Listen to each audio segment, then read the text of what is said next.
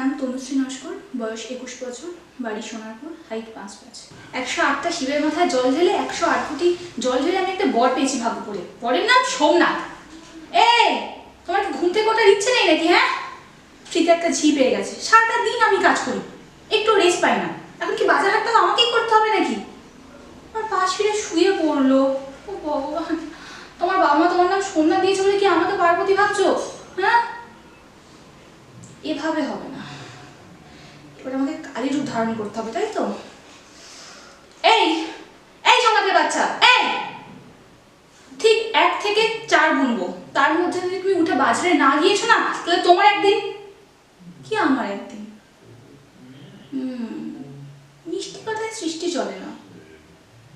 বাজারে ব্যাগের মধ্যে লিস্টটা রাখা আছে, সমস্ত লিস্ট নিয়ে জিনিস আনবে, একটাও যেন মিস না হয়। কতক্ষণ ধরে ভালো করে বলছি, বুঝতেই পারে না।